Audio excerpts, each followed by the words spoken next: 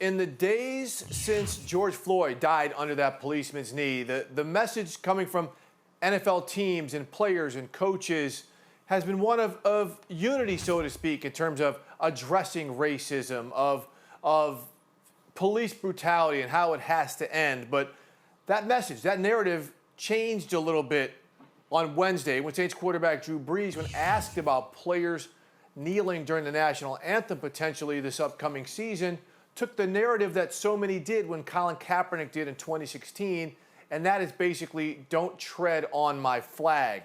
Clear divisiveness. We saw some of his teammates come after him on social media.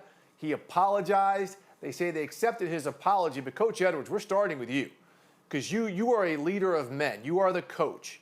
So in that locker room, where you know something during an inflamed time was triggered in a completely different way, how do you bring that locker room together so you can function as a unit?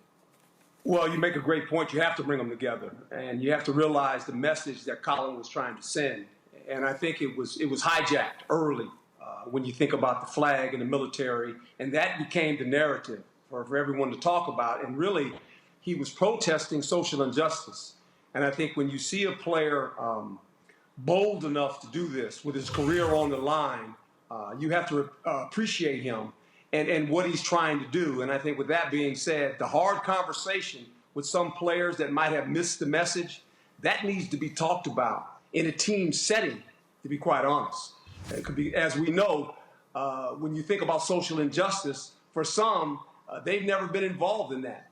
But for people of color, that is kind of the norm, and that is something that has to be talked about. Well, Maurice, I mean, look, you've been in locker rooms. I mean, we know not everybody gets along. We know there's always a little bit of racial tension here or there, but they always say it comes together for one purpose. But we've seen teams overcome this. Riley Cooper with the Eagles, who was caught on video dropping N-bombs. The Eagles forgave him. The players forgave him, even though it was hostile. This seems a little different, but we know the Saints are one of the best teams in the NFL. Drew Brees is one of the best players to ever play this position, and still there's people saying you don't get it. Maurice, I mean, how can you, sitting from where you are now and then putting yourself in that locker room, figure this out? Well, first, Steve, you have to have a players-only meeting. Coaches have to get out, and you have to allow everyone to air out their problems. I remember being in Jacksonville having similar conversations through different times. There was a point in Jacksonville where a man actually shot and killed a young man, shot into a car with a bunch of young black men because they were playing loud music. And everyone had different perspectives on it. But as a team, we had to come together and understand that everyone has personal views, but there's a difference between right and wrong. And I think when you listen to what Drew Brees said, and this is my personal opinion, I may forgive him, but I will never forget. And now he's in a place where I put him, right? I understand that I can't go to Drew and really talk to him about my issues of getting pulled over or how I've been mistreated in the community, or quite frankly, in New Orleans, how the black community is treated. And so I just understand that he's in that category, and yes, we can move forward, and there's a respect factor when you're playing football, but I will no longer go to him to kind of, air out my problems to him, because I know he doesn't understand. He doesn't want to understand by what he said. So, Jeff, you heard that. Okay, we're in the media. We're involved in social media. This is the cancel culture. You say something I don't like, boom, you're canceled. You're unfollowed. You're unfriended. You're whatever. I'm done with you. Are we being, with our emotions so raw, are we being too sensitive right now to some of the things that maybe people we don't agree with are trying to say? I think that's part of it. Look, I look at Drew Brees as being a good man who said the wrong thing at the wrong time, the worst possible time. You look at his actions over the course of his career, he certainly is somebody who cares about causes that are not, don't involve skin color or bigger than him or not his specific to his life experience, but he puts in the time and puts in the money. To what Maurice is saying, I understand the frustration, the pain with the words, but I'm not somebody who's big on words anymore when it comes to social justice. I think we have too many people putting out statements, putting out tweets, and talking about stuff, and that's not action to me. Action and involvement means getting in, putting your boots on the ground, getting your hands dirty, and really getting involved. I mean, I think when Drew Brees said what he said, again, I get the frustration of it, but I think we have to recognize, especially as black people, as people of color, that if we're going to have these kind of conversations, some things are going to be said that are awkward or are going to hurt our feelings or going to sound bad, but necessarily don't have bad intentions. And I think we have to be willing to forgive and be compassionate and recognize that if somebody's willing to say, I'm sorry, and move forward, that he should be forgiven. Yeah, I mean, it's going to be interesting because there's going to be some people who are never going to, like Marie said, forget, or maybe even, give them the benefit of the doubt for the sincerity of those actions. But Jeff, you just mentioned there have been a lot of statements. So today, Colts general manager Chris Ballard, who Jeff, you and I know, I mean, he's as authentic of anybody as I've ever met. He came onto a Zoom conference call with reporters, and he said it is time for action. We're tired of saying Black lives don't matter. Like he doesn't understand why people can't get that. So Jeff, we haven't heard a lot of GMs speak out, or so oftentimes they're dressed up in public relations lingo. What about what Ballard did? Because he is in a city that's often inflamed by racial tensions. We've seen certain things happening even in the protests going on between protesters and police there. But what about Chris Ballard coming in and saying what he said and seemingly, and I take him at his word, on holding people accountable? Again, I think it's big and it's important to be said. Look, it's the time to act isn't right now. The time to act was like years ago. It was decades ago. I mean, centuries ago. There were a lot of things that we can look at and say we should have been acting much sooner than we are now. But look, I respect it. And like I tell people all the time, even though I say words don't matter, I'm all about inclusion. The more people who want to get involved and fight this battle, the better it is for everybody. But again, it's like, and I think that one thing we have to recognize as Black people is that when 2016 happened, when Kaepernick started protesting, there were a lot of Black players who didn't want to speak up. There were a lot of Black players who didn't want to get involved because they knew it was going to be a powder keg. And so if we're so quick to hold white people accountable to what's happening, we have to look at ourselves and say, what are we doing as well? Because the Players Coalition only has 100 players in it right now. There should be a lot more people of all colors involved in this fight. Jeff makes a great point, and I think, when we think about social injustice and racism, I think there has to be a conversation that's had. And the problem with the conversation is if we don't allow different people in the audience or in the huddle, let's just say, if we don't allow that to happen, we can never find the ground to move forward. And you have to sometimes check yourself in life. You choose your friends. You don't allow them to choose you. But who is in that inner circle of friends that you have that are influential, that influence other people? And I think that there lies the problem. Until we get into that inner circle where we can have this hard conversation, we see no progress. Well, Coach, I think you're exactly right. And Jeff, I have to piggyback. I would say we're in a state of awakening. And I think that's the most important part. Listening and reading to what the GM Ballard said, Chris Ballard said, was he's awakened. He's finally realized what is going on. And we've been crying and screaming, and players have been protesting and doing things in the community, both Black, white, Hispanic, however, in the NFL, doing things quietly. We just haven't seen that. And I think finally now we're getting further where people are starting to realize what has been going on. You're right, Jeff. It sucks, to be quite frank with you. It sucks that in 2020 we had to watch a man get murdered on television to finally awaken people, but that's where we are. And so the next thing for me is, after we do all this and we're creating awareness and we're educating everyone, and finally people are starting to realize, what are you going to do next? And it's not necessarily, and I read in that article, he said it's not a Black problem, it's a white problem. Well, I see a lot of white people out there protesting. But also, how are we going to help the minority, the small Black businesses? How are we going to help the education, the education problem we have in the Black community? How are we going to help the medical problems that we have in the Black community, right? With the COVID-19 pandemic still going on, right? Let's not forget about that and all the things that have come with it. There's so much more that we can do. Finally, you realize now, how can you help us to move forward? And that's the biggest thing. We've been awakened, right? Everyone realizes it now. Going back to Drew Brees, he realized what he said was wrong. He apologized. How can you help us move forward? That's the point. That's what we have to get to. At the center of all this is all about a relationship. We talk about it's time to act, it's time to do something. This is wrong. This comes back to a relationship, and specifically when we talk about police brutality, it comes back to a relationship between Black people and the police. Look, we can go back centuries, and Black people were the ones who realized when they ran away from the slave fields, it was the police coming after them. When they were the ones dealing with the police in their community in the South and in the 20s and 30s, those police were in the KKK. When we watched civil rights movement, it was dogs getting sicked on black people. It was fire hoses. Police were there too. There's a lot of issues between black people and the police. And again, to Maurice's point about moving forward, if we're going to have a relationship with the police, we have to sit down and realize we have to be a part of the system. We can't rail against the system. We have to get involved. We have to vote. We have to find ways to enter into community service. We have to find a way to educate our people better, to feed them better, to protect them better with healthcare, like Maurice said. All these things are part of the issue, but we get so caught up in when murders happen. That's the symptom. The real root problem is what we have to focus on. Yeah, and Jeff makes a great point when you think about bad policing. And it's like coaching. It's a real simple solution to this. If you're not coaching bad policing, but you're allowing it to happen, that's still on your watch. You can't allow it to happen. And when it happens and it rears its head, you have to alleviate the problem. I mean, you look at the situation here with this incident, one of these officers has had problems. Well, he should no longer be on your team because he's going to affect the outcome of how everyone looks at you as an organization. That's the shame of it all.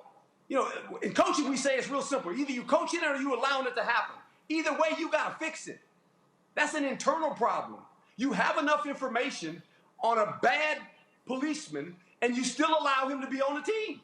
You got to kick him off. He's got to go because he represents 800,000 policemen. And everyone looks at those guys the same way now. They're going to paint it with a broad brush. You can't allow it to happen. And when it happens, there has to be swift consequences.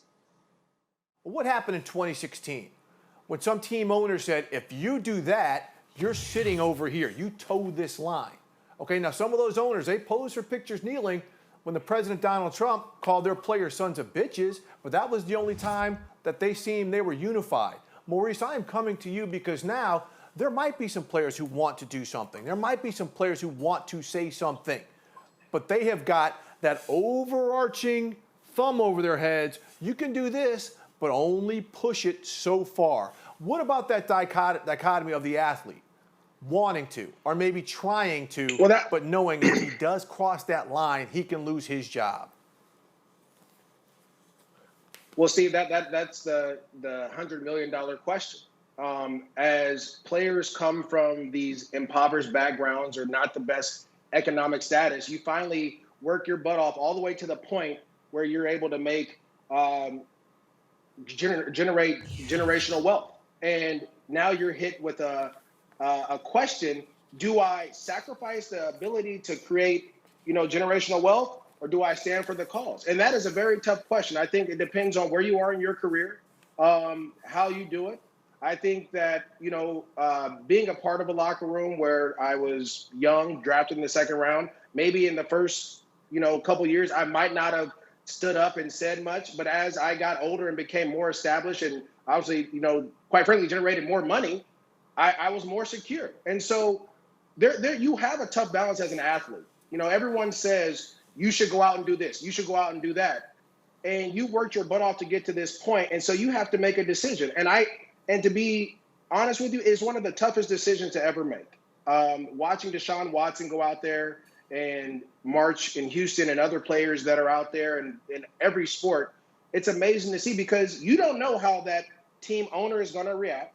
You don't know how the coaches are going to react. Are they going to pull you from the game? Are they going to say, we don't want that because that causes a distraction? There's so many different things that go into that. And as a player, you have to ask yourself, are you willing to sacrifice everything you've done your whole life to this point to make a stand? And that is a tough question for any man, regardless of race, background, religion, economic value, to make a decision on. Yeah, Maurice makes a great point, and it's like anything else. The talent of the player gives him more leeway to do things, as we know, right? That's how it works. That's how it works in sports. And you are at the crossroads of your career. You have to ask yourself the question: am I willing to sacrifice my career for what I believe?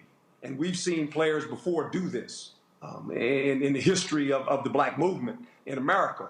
So that is the underlying question. And I think for you as a coach, you have to make sure that you have this relationship with the ownership, that you have to have this hard conversation with him.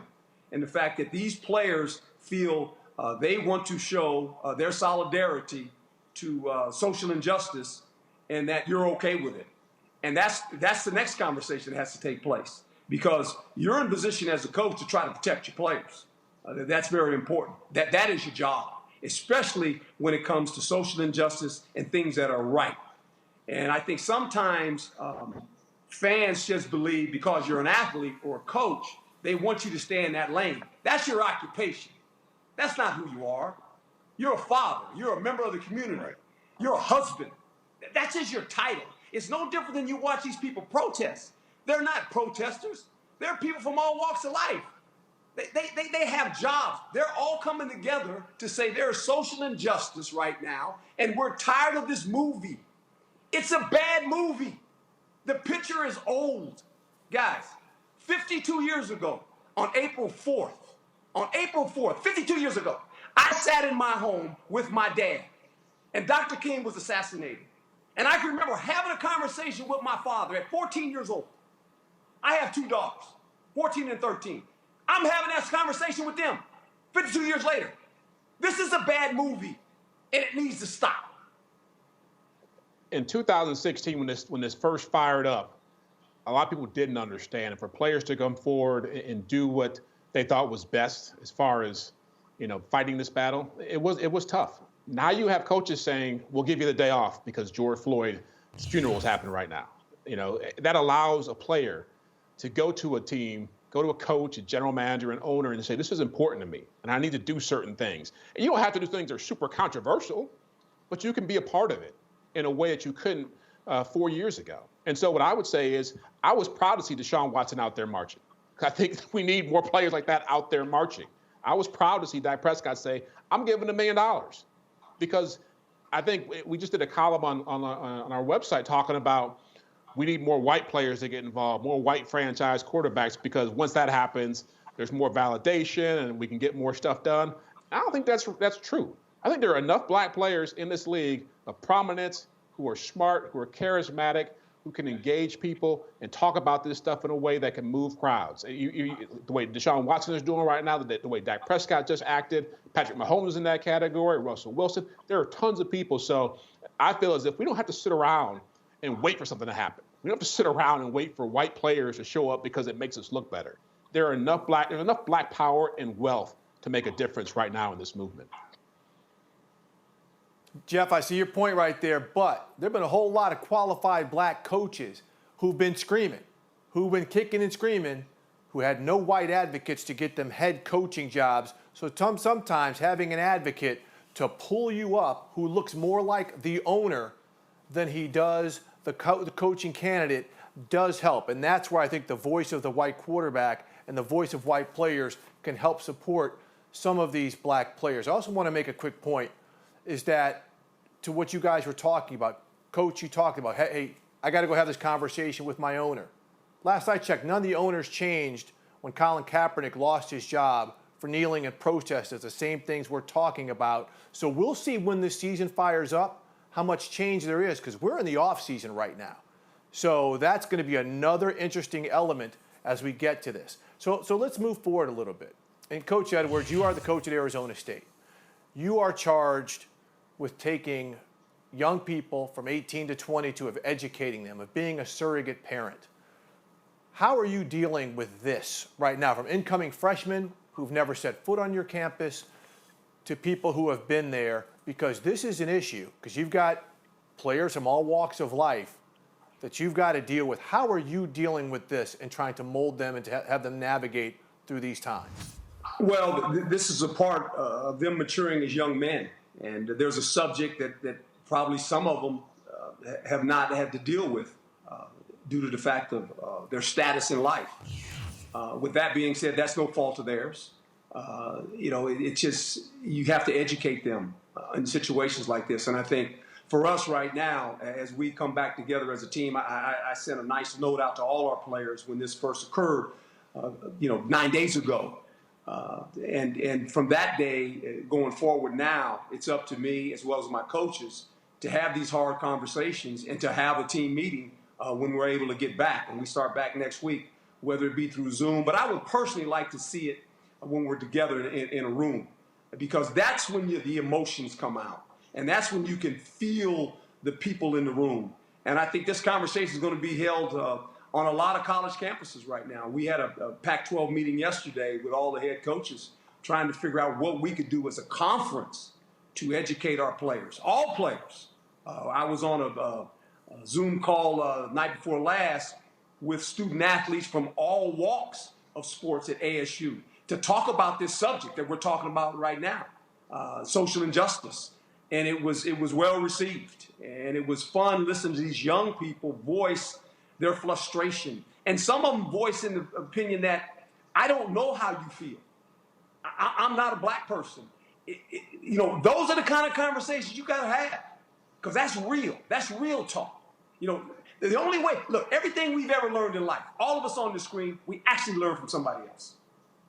You didn't just wake up and learn. You actually gather information from the people you surround yourself with.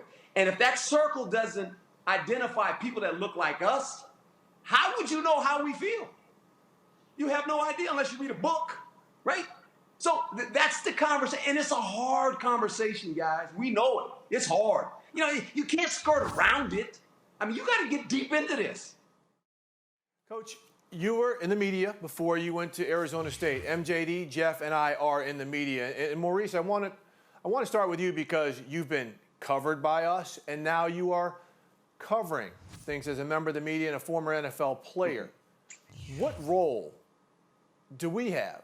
What role is it a responsibility just to cover this?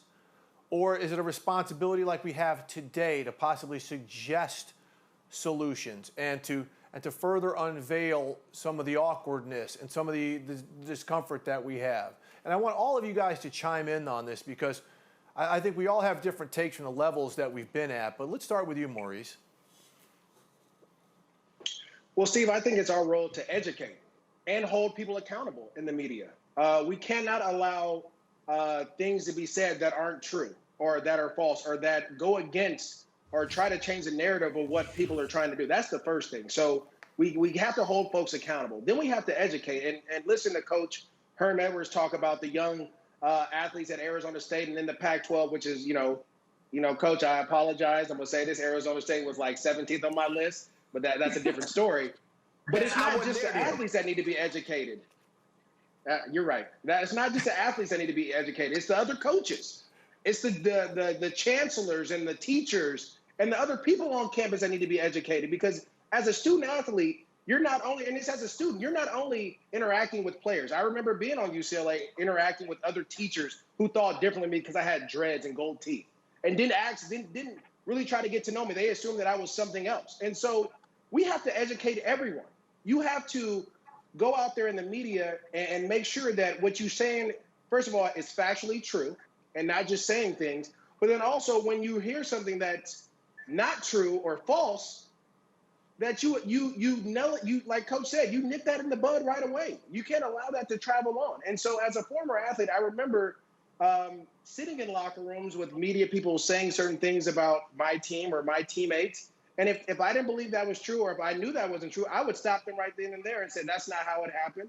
And we have to move forward. And that's what you have to do in the media. You have to hold folks accountable and educate. And if you can do that in the media, I think we then change the narrative of what it is. It's not about the flag. It's not about the military. We're not protesting that. We're protesting the senseless murders of unarmed people, unarmed black people that's been going on for years. I remember, and I may be going off topic, but Coach said this, and I have to say this. My grandfather told my uncle and my mother and my aunts about how to deal with police when they got pulled over. That was back in the 60s. My mom then told me in the 90s and in the early 2000s how to handle and how to conduct myself when I'm pulled over. I have 3 young children who are, my oldest one is turning 12 in 3 days, 3 or 4 days.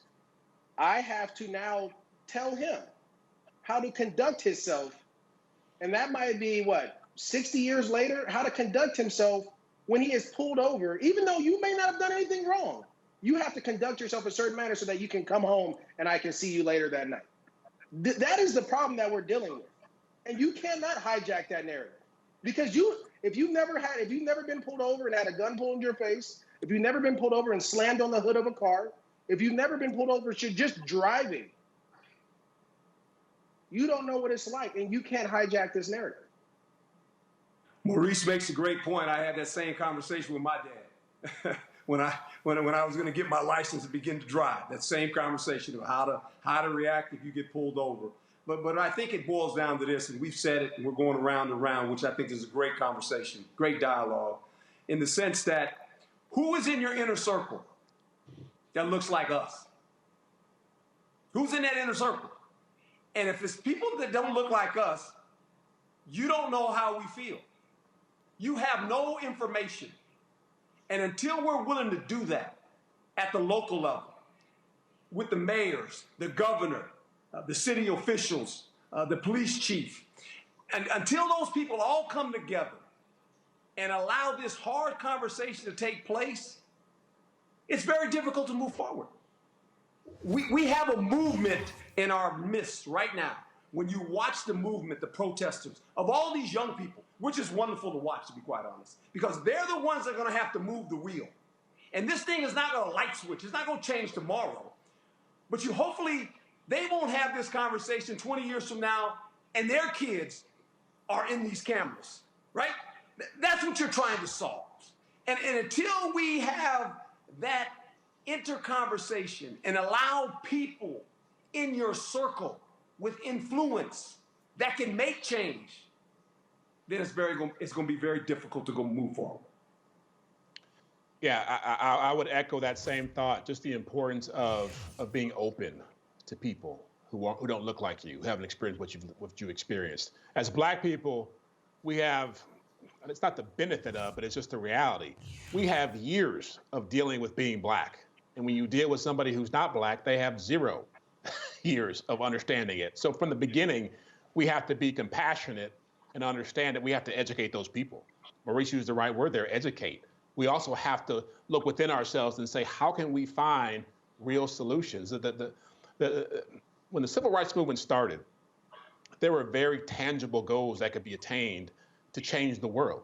You could get the right to vote. You could get the right to eat at the same counter as a white person, or use a bathroom, or go to a swimming pool, or get on the bus, and get in schools, integrate schools. What we're talking about here is a cultural thing, and it's very hard to change that. And cultural issues come back to relationships. They come back to how we form our relationships, how we strengthen them. And in a lot of ways, look, we live in a world, we all know this. It's very divisive. And people are using modern technology to make it more divisive. Coach said something right before we started this thing. I like sitting in a room with people. The technology part kind of scares me off. And there's a lot of truth to that, because we spend so much time texting and tweeting and DMing people instead of getting in front of people and saying, this is where I'm coming from. This is where I'm from. This is what I've experienced. I look at the Me Too movement as a really good example of what we as Black people should be thinking about when you have people talking about their experiences with sexual harassment.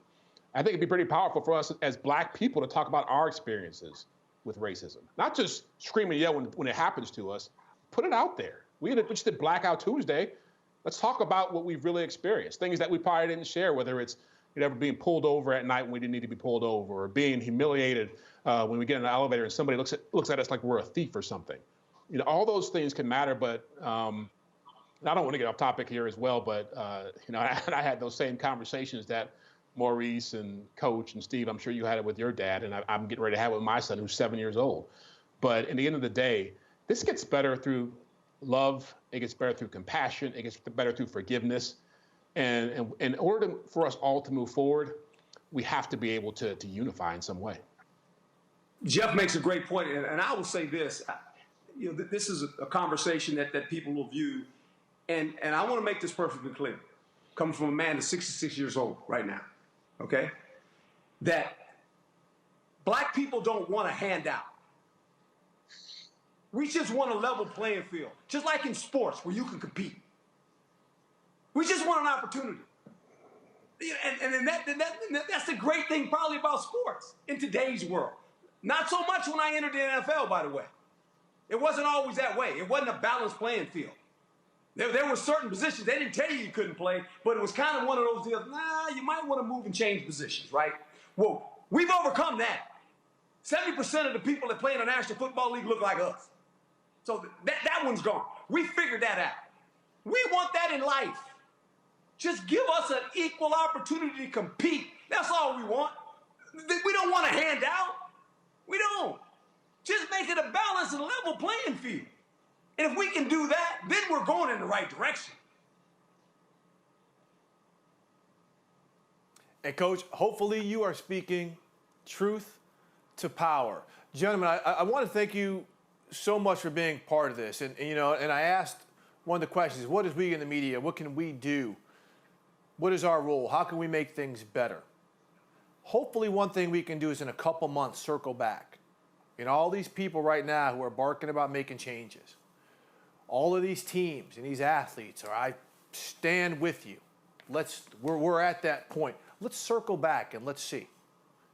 I think that's going to be very important, and I think it is all of our duties to do our share, not only to hold people accountable, but to hold ourselves accountable. Coach Jeff, MJD, well done.